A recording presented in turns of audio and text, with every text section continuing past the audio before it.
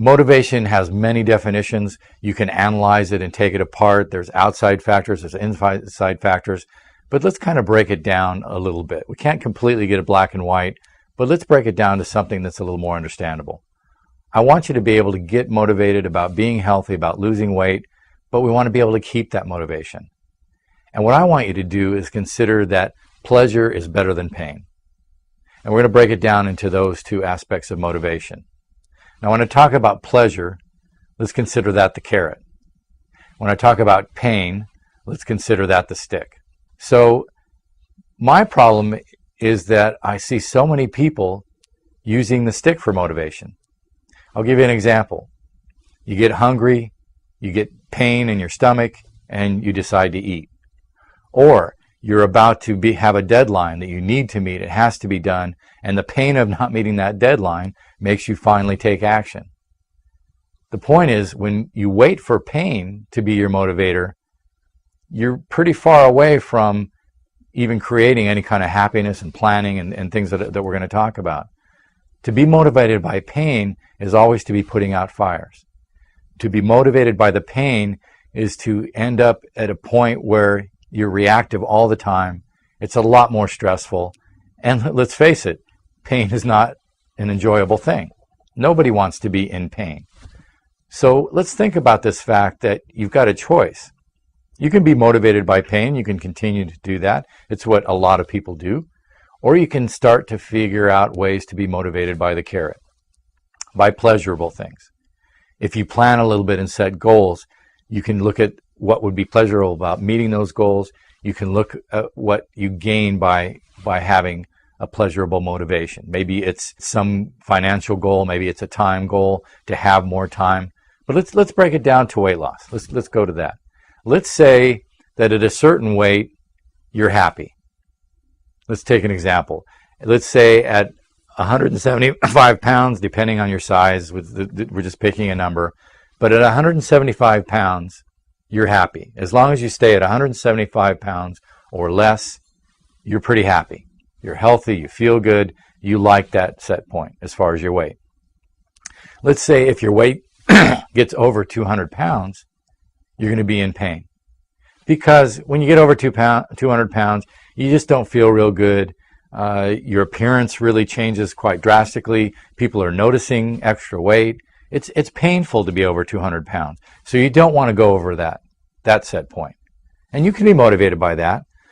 But if I'm sticking around that 200-pound point because I'm trying to avoid the pain of being over 200, it's much different than being motivated by the pleasure that I get from being under 175.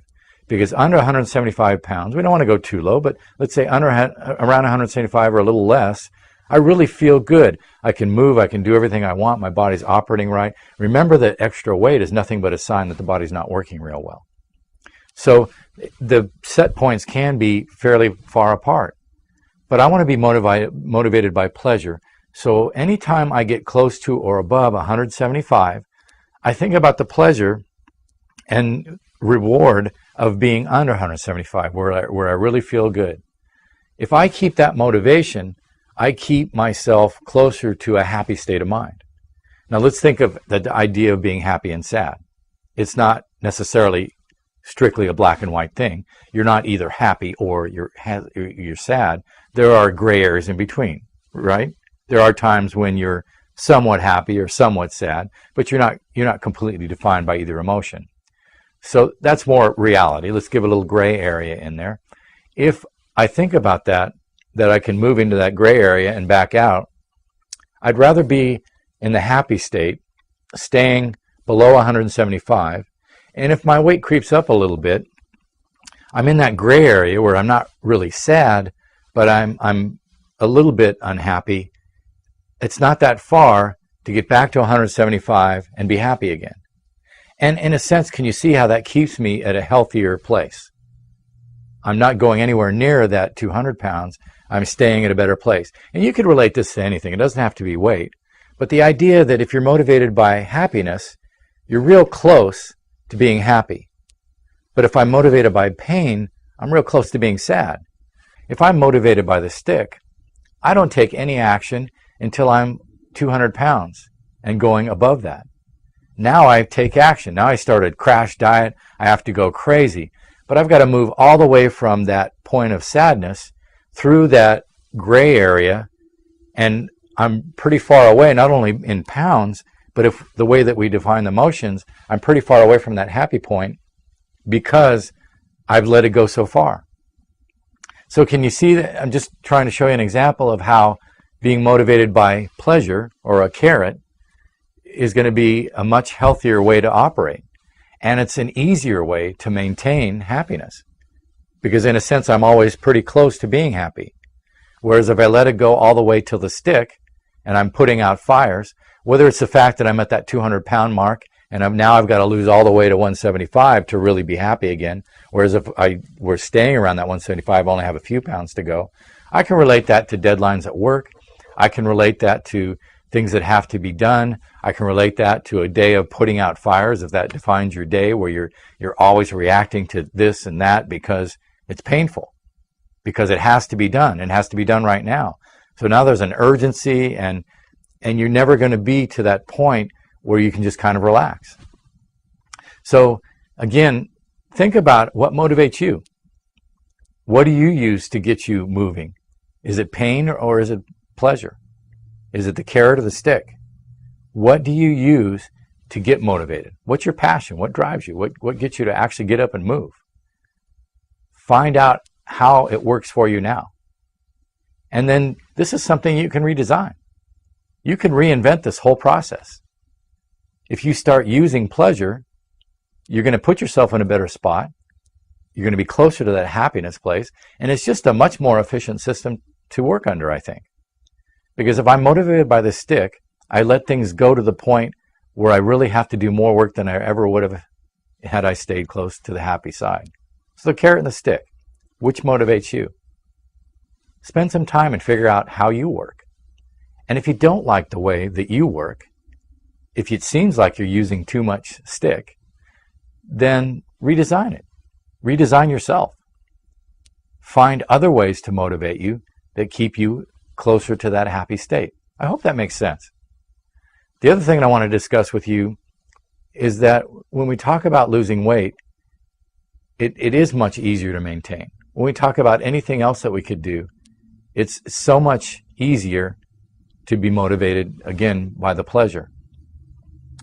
So find things that motivate you and stop using so many excuses. It's so much easier to gain motivation and just get things done. And if you learn how you work, you can find out what does motivate you and then won't have the excuses. For example, almost everybody at some time or another uses the example that they don't have enough time. That's their excuse. They didn't get it done. They didn't get something accomplished. They never were able to do something because they didn't have enough time. Well, everybody has the same amount of time. It's not really a good excuse. Truth be told, we all have the same amount of time, and we all get our priorities done in that 24-hour period.